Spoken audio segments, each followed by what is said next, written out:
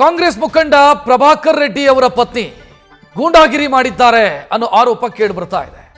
ಪ್ರಭಾಕರ್ ರೆಡ್ಡಿ ಅವರ ಪತ್ನಿ ಪವಿತ್ರ ಅವರ ವಿರುದ್ಧ ಈಗ ಪ್ರಕರಣ ದಾಖಲಾಗಿದೆ. ಕೆಲ ಗೂಂಡಾಗಳ ಜೊತೆ ಮನೆಗೆ ನುಗ್ಗಿ ದಾಂಧಲೆ ಮಾಡಿ ಹಲ್ಲೆ ಮಾಡಿರುವಂತ ಆರೋಪ ಅವರ ಮೇಲಿದೆ.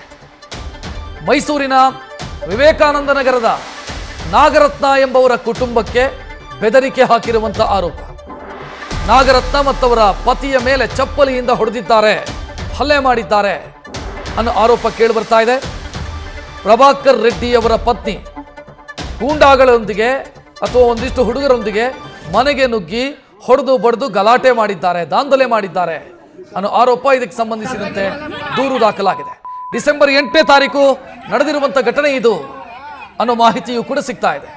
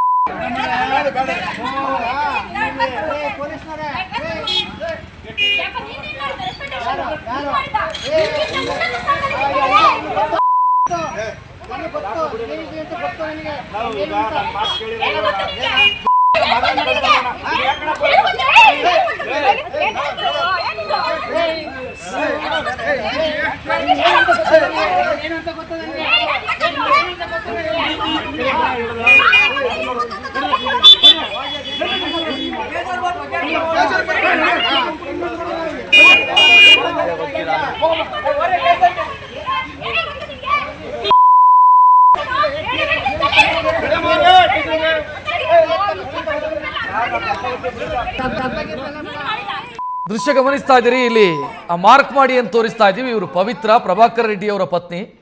ಮೈಸೂರಲ್ಲಿ ಗಲಾಟೆ ಮಾಡಿರುವಂತಹ ಆರೋಪ ಇವ್ರ ಮೇಲಿದೆ. ಅದಕ್ಕೆ ಪೂರಕವಾಗಿ ದೃಶ್ಯಗಳು ಕೂಡ ಇದ್ದಾವೆ.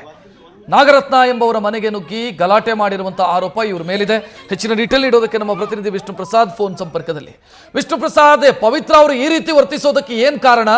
ನಾಗರತ್ನ ಕುಟುಂಬಕ್ಕೂ ಪವಿತ್ರ ಅವರಿಗೂ ಏನ್ ವ್ಯಾವಹಾರಿಕ ಸಮಸ್ಯೆಗಳೇನಾದ್ರೂ ಇತ್ತಾ?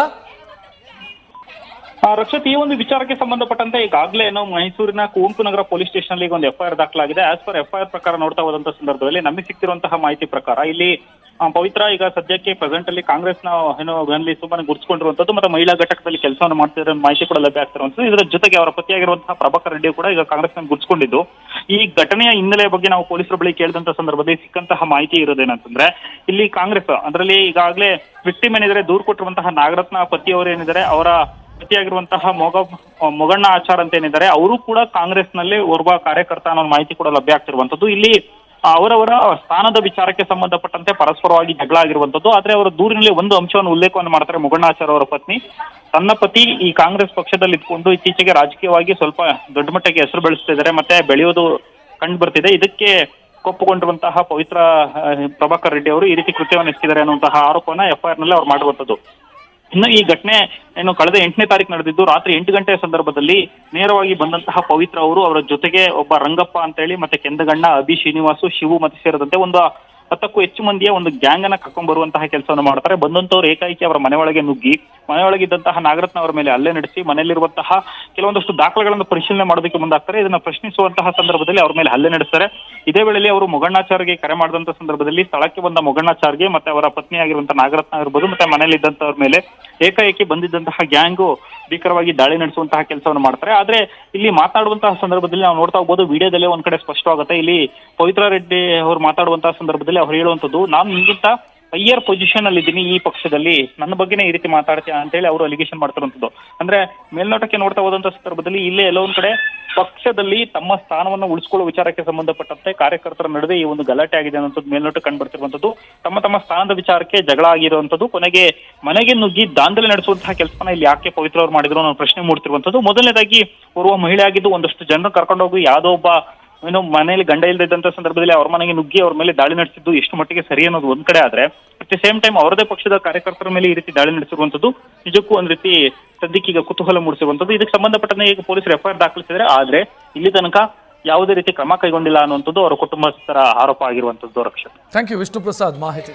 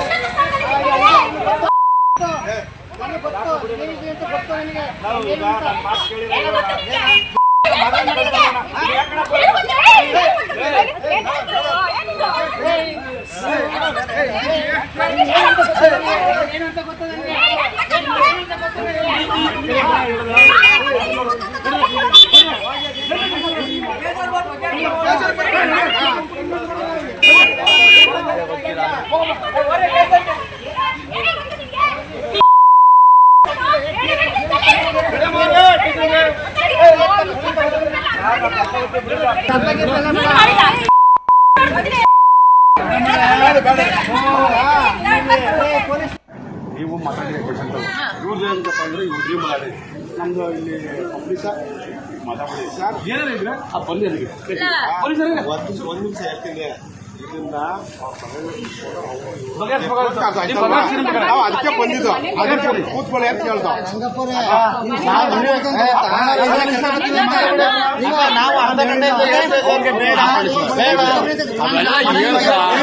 ಸರ್ ನಿಮ್ದು ಬಗೆಹರಿದ್ರೆ ನಾನು ನಿಮ್ಮ ಸಮಸ್ಯೆ ಇಲ್ಲ, ನಾನು ನೋಡಕ್ತೀನಿ.